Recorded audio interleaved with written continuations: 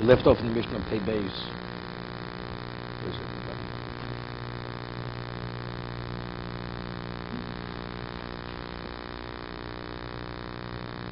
The Mishnah says, Tov shebrofim lo Gehenom. The best of the doctors are destined to Gehenom. So Rashi explains why the best of doctors destined to Gehenom. So he says a doctor, because life and death is dependent on him in terms of whether he heals or doesn't heal people. He has a certain arrogance that he believes that he himself, he determines life and death. So because of the arrogance, he lacks in humility. Secondly, he may not provide a procedure for a person unless he's willing to pay. So because of that, a person may die. So that many times people die because he's not sensitive enough to the value of their life. The best of butchery really just means shochtim. At one time, the shochid was a meat purveyor. He would slaughter and then sell the meat. The best of shochtim is shutfu shel hamolik. He's a shutuf, he's a partner of Moed. So Rashi explains, because what happens if you slaughter an animal and you find it to be a traitor? It entails what a tremendous loss of money. As a result of this, a person's torn. So what does he do? Either he justifies selling non-kosher meat, or if it's not kosher, he convinces himself that it is kosher. But actually, he's feeding the public non-kosher. So the Meforshim seek, so what does that do with Amalek? What does that do with Amalek? So what they say, because we find Eliphaz, he was told by his father to kill Yaakov. And Yaakov, he relinquished all his wealth, and that satisfied Eliphaz. So Eliphaz, we find Eliphaz is the father of Amalek. As a result of that, this is the shutuf, the taboch, the butcher, the shochet, because of his desire for money, he's conflicted, and therefore he somehow turns a blind eye and he feeds Jews non-kosher. That's how the shutuf shel hamolik.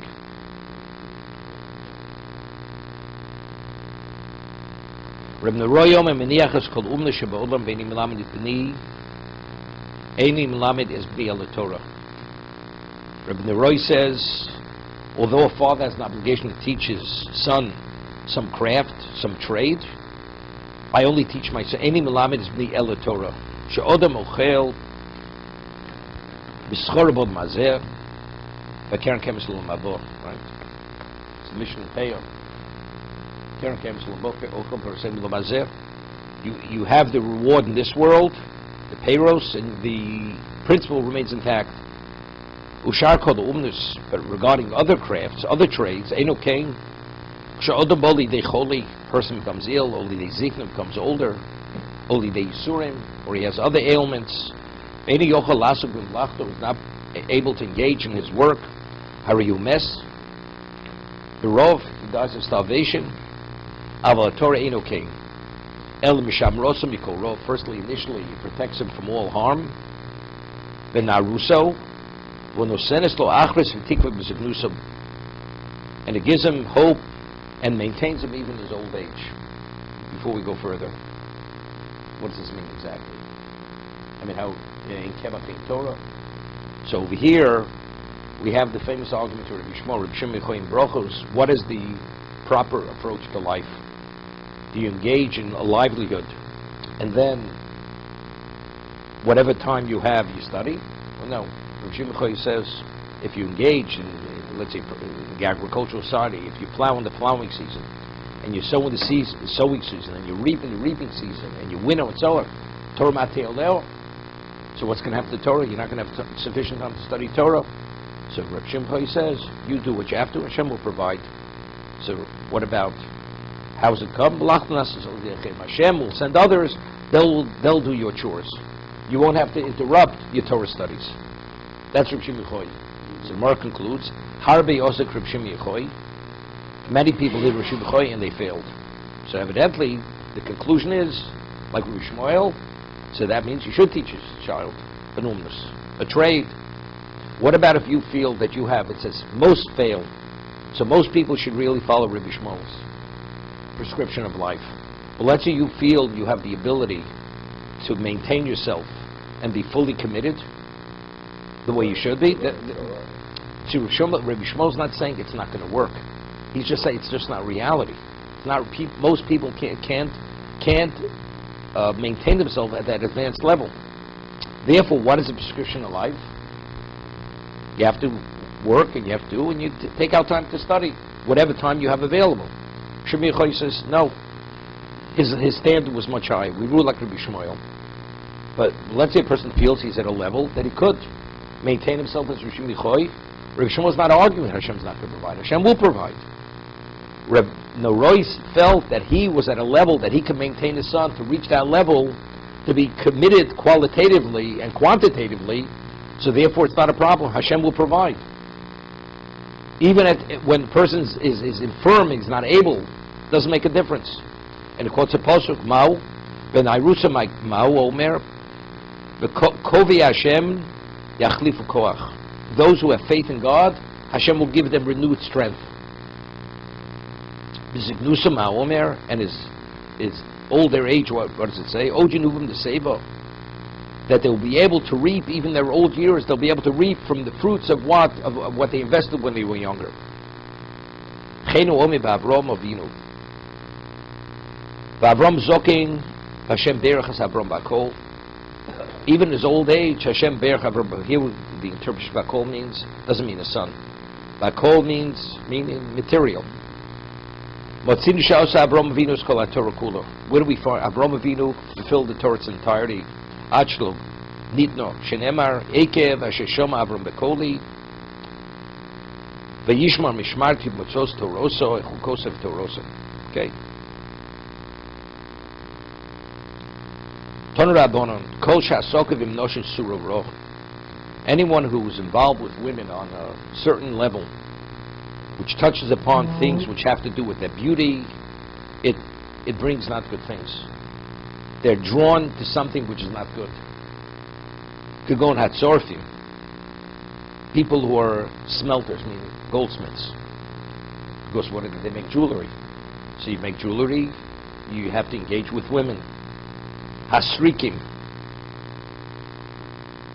Srikim. What's srikim?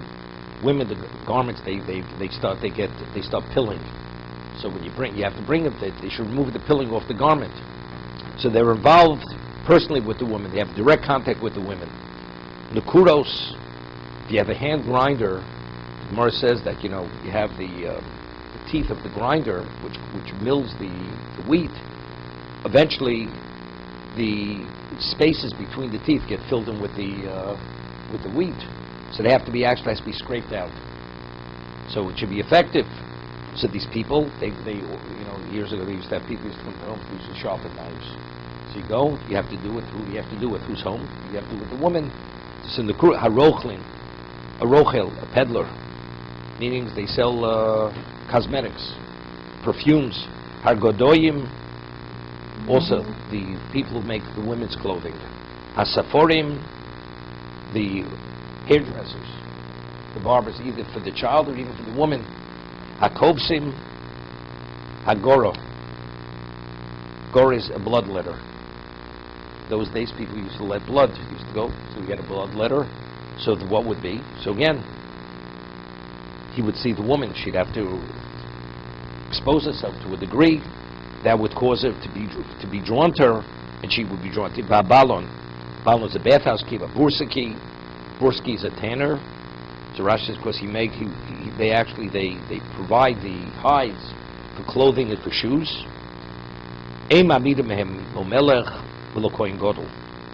One doesn't choose a king or a kohen gadol from this type of employment. My time it's not because it's a level of an invalidation. Because all these crafts are considered a lowly craft, and therefore it's not becoming of the position that a person, it's interesting. Gemara says in Megillah that Haman Arosho initially was a barber. He was a barber for 22 years. He became the viceroy of the Persian Empire, and what's his name?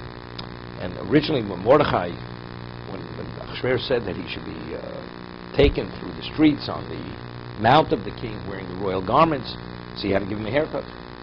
So he was in contact with Esther Mordechai. They should close all the barbershops, close all the bathhouses in Shushan, and he says to him, He had to give him a haircut. He says, well, that's your profession. This is what he tells. He put salt on the wounds. It's bad enough he has to take it through. He says, now you have to bathe me. Of course, the bathhouses, all the bathhouse keepers, they were closed down. So he had to actually bathe him. And he was like groaning and moaning of what kind of disgrace it was. What are you moaning? You are a barber. So we see that being a barber is really a disgraceful, it's a lowly type of profession.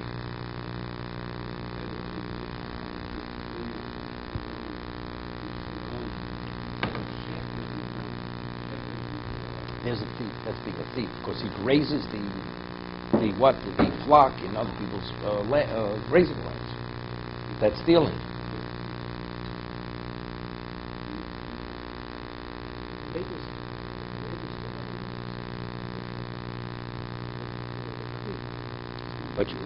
But yeah, where did Moshe? The Torah goes out of its way. It says Achram Midbar. Where did he graze his father-in-law's flocks? Way out in the desert. So he should not. And Avraham Avinu also. I mean, his camels. It says they were muzzled. And what was the dispute between the shepherds of Avraham and the shepherds of Lot over this issue? It's not an easy profession. You have to be so extra careful. Otherwise, it's inevitable. You can actually end up stealing. The Gemara.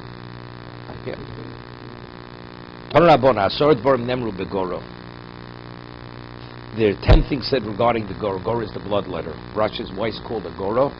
In Hebrew, the word Giroon means diminishment. Because when you take the blood out of a person, you diminish the person. So that's why the blood letter is called the Goro. Mahalach al Tzido,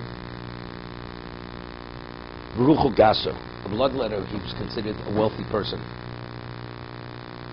Before, when we spoke about in the Mishnah, it says that the Gemara says, and they cite the Gemara, the Ben Yoda says, at the end of Shabbos says that the person is born under the star Madim, the red star. He should either become a shochet or a moel. Here, he should either become a shochet or a moel, because Madim represents blood. He's bloodthirsty. So rather than becoming a murderer, if you're able to express it and channel it in a positive way, so you should. But factually, if you have a choice being a shochet or what did you choose, a shochet over a moel? A shochet's still killing. You may be a ritual slaughterer, but you're killing. So again, that should fill shel amolik. The person who chose to be the shochet rather than choosing to be the moel, it indicates a certain azorius, a certain cruelty that he has. Good, it's expending itself. It's being applied. He's providing me, but actually he's killing an animal. He's killing a living creature. When Mila, he's not killing. In fact, it's just to the contrary. He's improving the person. 1 second. What is it called? There's a mitzvah to slaughter. No, there's no mitzvah to show. There's no mitzvah to eat meat. There's no mitzvah to eat meat. Don't eat meat. On Yom Tov, really the mitzvah to eat meat was kosher, was a korban, not non-consecrated meat. Time to be Mikdash. That to eat meat on Yom Tov is purely rabbinical. It's not a mitzvah d'oraisa. So firstly, it's maholech al tzido. So when they explain, like a person who's arrogant, how does he go? He goes with his head high, and what does he do? Right? He turns his face, like he turns his cheek. He's so condescending, he won't even look forward in the direction, like he turns his face to the side. So that's holech al tzido. Berucho gaso, he has an inflated spirit. V'nitl v'yoshev. He doesn't just sit down. He sits down slowly. Ve'eno tzoro, ve'eno ro. So Rashi says, what's eno tzoro? Where is it? Eno tzoro. Yeah, he's stingy. Why? Because he's always there. He's always on a free ride. The Gemara says in Shabbos that before the person has blood, they let his blood, because they literally drain almost all the blood of his body. That's how they control blood pressure. The person had to eat red meat afterwards and drink red wine, and he had to be nourished in a certain way. So the bloodletter, he'd partake of the meal too. He provides her. He never had any financial expenditures. So therefore, he becomes a miserly person. He always has a free meal. So therefore, it's Eino Tzoro. And what? Ve'eno Ro, he has a bad eye. What's his bad eye? So Rashi says, what if a person doesn't need a service? He wishes people not well. You should have high blood pressure. You should need my service. So therefore, continuously, he looks at people with an Ein Ro, with a bad eye. Ochel harbe motzi kimo. Eats a lot, and he expels very little. So Rashi says that if you eat quality food, the body doesn't expel it so quickly. Because he engages with women, providing service to women, ultimately it leads to not good things. What's gezel? Because again, the women, sometimes they'll steal on behalf of the bloodletting. They'll steal. What happens if he takes out too much blood? Because the Gemara says that he has to leave minimally a revius. When they let the blood, because the Gemara says, Kidamu nefesh, you have to leave a revius. You take out, and you don't leave minimally a revius, the person will die.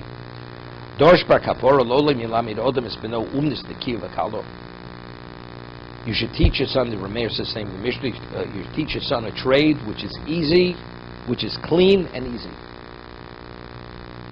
Mai, what is that? Rav Yehuda, Machto de Talmuso. It's what? It's similar to a tailor sewing stitches, straight stitches. Machat talomis, shatfiros, asuyas talomi shuras shuras.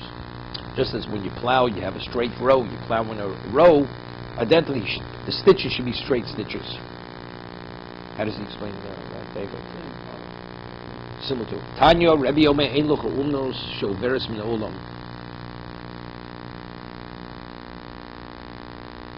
Every trade, we say, Dor Halech, Dor Bo. The trade always continues. Every trade never comes to an end. Meaning, it's always in effect, that trade. Ashem Yisha Roes Hora, Bu'umnis Bu'ulah. How trades usually stayed in families. Father was a goldsmith, his son became a goldsmith. Father was a perfumer, his son became a perfumer. If the father was a bursaki, was a tanner, the son became a tanner. Same thing. So therefore, Ashrei Mi, where is it? 1 second. Ashrei Mi Sharuas Ora Mu'um Smulo. That fortunate is the one whose parents had a trade which was considered something which was prestigious. More sophisticated. Woe to the person whose parents, they were involved in a trade which didn't reflect well on the person. Not that he did anything wrong. However, the world cannot be unless you have perfumers, unless you have tanners. So you need both. Fortunate is the person whose trade is a perfumer. Woe to the one who unfortunately has to fall into the position, he's a burski, he's a tanner. Gemara tells us that a tanner, that the process to tan hide gave off such a stench, they would use the excrement of dogs. That's how they would actually, it's interesting. One of the, we say that if you have treifa, it says lakel tashlichon oso. Osam said the treifa lakel tashlichon oso. Why do you give treifa to the dog? So Rashi cites Chazal because Hashem does not withhold reward from any creature. Since in Mitzrayim the dogs didn't bark during Achas Bechoros, therefore what's the reward? Osam said the treifa lakel tashlichon. The bosser in the sodom, which is treifa, you give it to the dog. So Gemara says also that we find that I said the excrement of the dogs are used for tanning hides.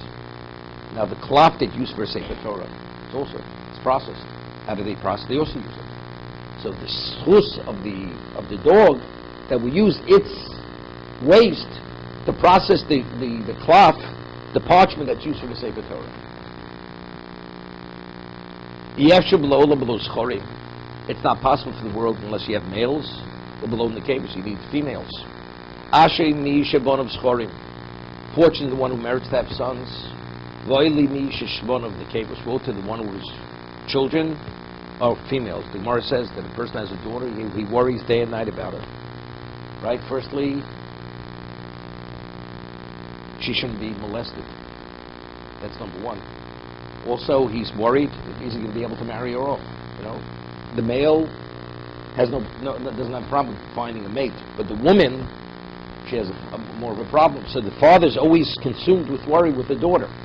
So fortunate is the one who has the sons. He has less worry, even though the parshas say to fulfill the mitzvah pru revu, the person has to have a daughter. It's not enough. You could have all the sons in the world. Unless you have a daughter, you don't fulfill the mitzvah of procreation, of pru revu. Ramero malolam yilamid odam no umnus nekiv v'kalo. He says you should initially choose a trade which is clean and easy, not complicated, but simultaneously you should seek rachmim from the one who determines who has wealth and who doesn't have wealth. Impoverishedness doesn't come because you picked the wrong trade, and wealth doesn't come because you picked the right trade. Hashem is the one who allows the one. Actually, you see people who go into certain areas, majority of people, they succeed. In other areas, they're poor. So how do we understand it? Right? I mean, according to a mayor. In fact, I mean, if we say Mizonos Shalom, it's just a question, this is unrelated to this. We say Mizonos Shalom Suvalam Rosh Hashanah, that one's yearly stipend is determined from 1 year to another. Why should it be dependent upon what trade you pick? Right? Whether you're a shoemaker or you're a sophisticated banker. Right? It should be the same thing. But yet, it does, we see, factually it does. Right? The person does one, it's inevitable he makes more money than the other person. So how do we reconcile the two? Dave, you had a question. What would you say?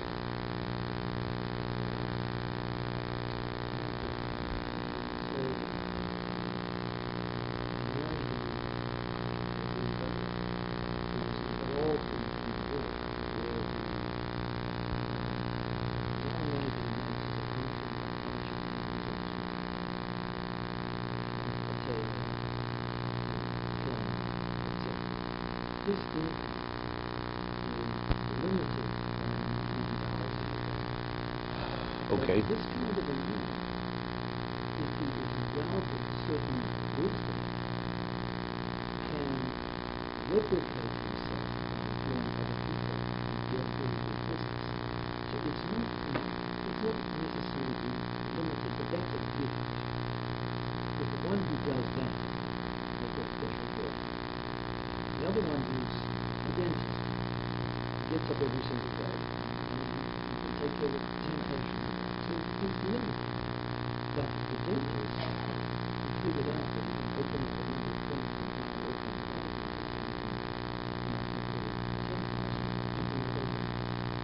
is a gift. No, but it says over here, whatever you choose, it's irrelevant, because wealth and impoverishment is determined by God.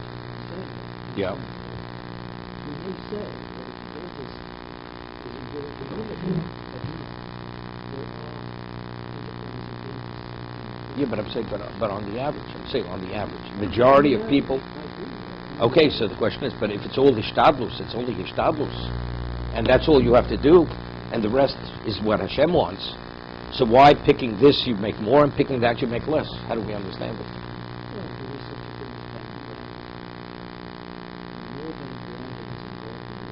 Yeah, but again, it says, he says, and you should be you have to ask for rachmim. It seems that without yivakish rachmim, it's not going to happen. Then what's teva? Naturally, you're the shoemaker, you make less. You're the banker, you make more. So when doesn't it make a difference if you yivakish rachmim? If a person's at that special level, it really doesn't make a difference. But most people not at that special level. See, if you're not that special level, b'derech hateva, on a natural level, this trade you're in less, and that trade you're in more. That's it.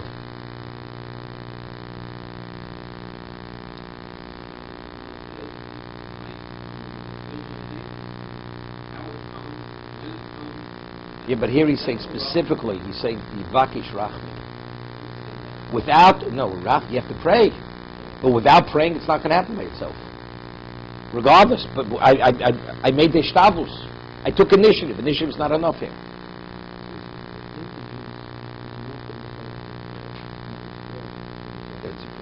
But rather, it says you have to pray.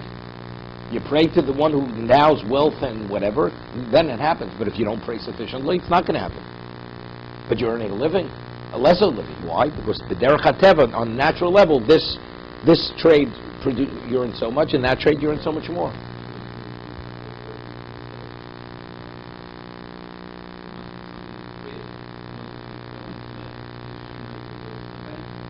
Yep. Okay. No, not at all. Not necessarily. It says Mershana ad Rosh Hashanah. The way it's allocated is Mershana ad Rosh Hashanah. Okay. Reb Shimon lo zo me'im ro'isim yomecho. Tanya, Reb Shimon lo zo omer miyomai lo ro'isi tzvi kayotz. Reb Shimon lo says, have you ever seen a deer who is a kayotz? What's a kayotz? Meaning he's the one who picks the figs and he puts them out in the field to dry. Ari sabol, a lion who's a porter. V'shul chenvoni, shuol, a fox that's its doorkeeper. They misparnasin shlo b'tzar, and each of them have their sustenance without any effort, without pain. Right? The deer, so they go explain, tzvi is always rotzkat tzvi. He has the ability to do many things. It's not easy. Put out the figs to dry, and you have to cut them, that all the juices should flow out. Sabol, you have to have tremendous strength to be a porter. So the lion is physical strength. Who's the shrewdest of all the animals of the forest? It's the fox. Shrewd as a fox. He's the chenvoyim. They misparson shlo b'tzar, they lo nivra l'shamsheni. They're all created to accommodate me. V'aniv reisi l'shamishas koni. And I, as a human being, was created to serve my Maker. Ma'elu shnivru el l'shamsheni v'sparson shlo b'tzar. Anish de breis l'shamishas koni and udin she'esparson shlo b'tzar. So why not? Makes sense. If you were created to serve your master, definitely you should earn a living without tsar, without effort, without great pain and worry. El shahareisi es masai. It's only because I failed regarding my actions. V'kipachti es parnasosi, and I undermine my livelihood. Shenemar avadosechem hitu.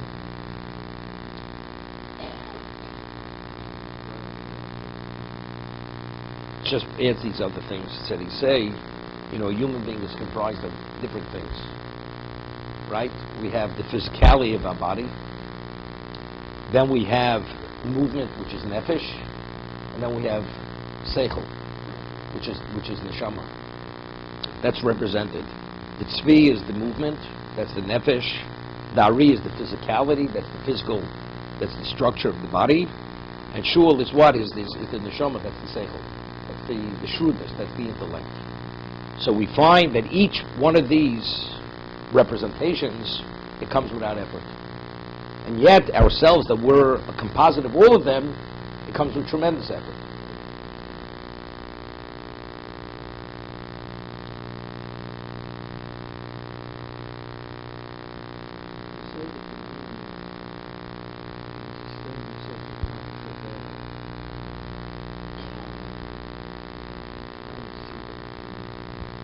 Well, every animal is usually in its own habitat, and in its habitat, it's not a brain, it's not a problem.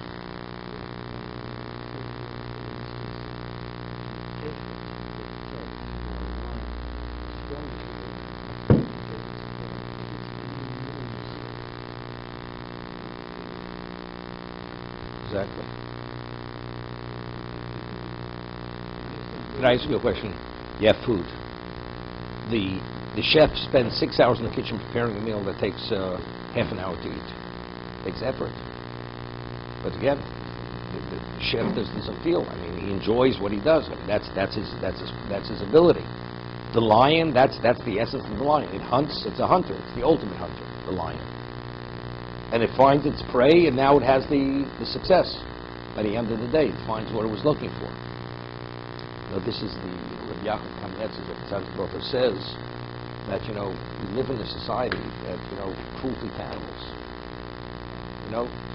Where do you have a right to use the horse to take people around the Central Park? Because you want to have some leisure time and enjoy yourself. You have a right to misuse the horse? These are the animal activists. Now the question is, what's considered overburdening a human being or effort for a human being? Is that an effort for an animal? Do we understand what the makeup of an animal is, how it experiences when you load it? I mean, a donkey is a beast of burden when you load it. Does it experience pain, or maybe it experiences pleasure? Because now it's fulfilling what its essence is. It was created to be a beast of burden. Well, but if you'd be loaded up, how would you feel? I'm a human being. I'm not a donkey. A donkey is a beast of burden. It's a whole different reality. You don't hear them screaming from pain. So therefore, the people, they use the same measuring stick for the animal as they use for themselves. Well, for me it would be pain, so where do we have a right to inflict the animal with that? Yeah. We have just a few minutes. I just want to start giving. And we'll make this scene when we choose the time. Okay.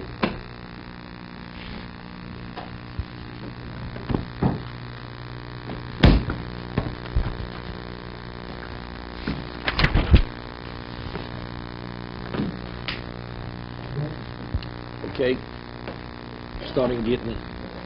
I may be getting Medina Sayyam. So Rashi over here explains, usually Medina Sayyam, it's a community, means overseas. Person brings a get from overseas. But over here, although that's the term, that's the literal meaning of Medina Sayyam, it means Chutz La'aretz. It's anything outside of Eretz. So you bring a get from outside of Eretz Yisrael, that is the term Medina Sayyam in the Mishnah. That's the understanding. Now, we had learned in the second parak in kiddushin, how do we know that a person is able to appoint a shliach, an agent, and the agent has this, once he's appointed and he's commissioned, he has the same ability as the one who appoints him. Whether it's marriage, whether it's divorce, whatever it may be, it's learned because this is v'shilach v'shilcho. But what is the Torah speaking about? V'shilach v'shilcho. We're speaking v'shilach. V'shilach is speaking about a shlich laholocha. We have a shlich laholocha, we have an agent that's appointed to give the get, and we have an agent that's appointed to receive the get. The husband sends, the Torah says, "V'nosan biyodo." He should put the get in her hand. What happens? You appoint a shliach, and he delivers the get elsewhere, and the agent puts the get in the woman's hand. It's a valid get. If the person's qualified to be an agent, it's considered a valid divorce. Because shlich sham kavosa, we say that an agent is the equivalent of the person who commissioned the agent.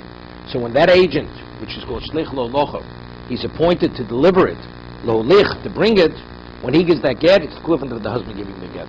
What about if the woman appoints a shliach to receive the get? That's referred to as a shlich l'kabola. Her agent is equivalent to herself. So that's called biyodah. The hand of the agent, her agent, doesn't have to be a woman, it could even be a man. When he receives the get on her behalf, it's as if she received the get, and the marriage is terminated. Okay? It is a point of role. Definitely. Definitely. But you have to prove that you appointed the person to be a shliach. So usually it's done. The person appoints a shliach in front of a bezdin. This person forget. This person is my agent to deliver the get. Or the woman will appoint a shliach to receive the get. Same thing. The way it's done usually, because we want it to be minimally, like it's of such serious nature. A divorce, it should be, because the bezdin is usually the one who actually arranges the get. They write the get. And what does he say? When he brings the get Medina Sayyam, he's bringing it from overseas. It's a baby get mi Medina Sayyam. It was written in New York and it's being delivered elsewhere.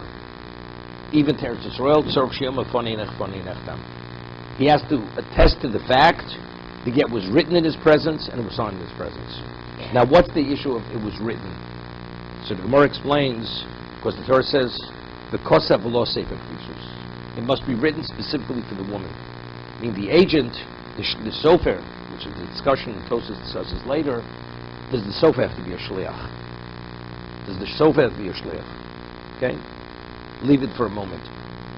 The sofer has to have in mind he's writing for this particular man and for this particular woman. Let's say you have a man and a woman, they have identical information as another person. They live in the same city, same name, so-and-so, the son of so-and-so, woman, so-and-so, the son of so-and-so, the daughter of so-and-so. The day, everything is identical. And you want to use that get, and the man chose not to divorce his wife. And he told the sofer, I'm not interested. Now another person with the same identity comes, he says, I have it for you. It's not valid. Because the get initially was not written specifically for that person. It's not valid. So therefore you have to say, before me was written. Before nechtam, to be continued.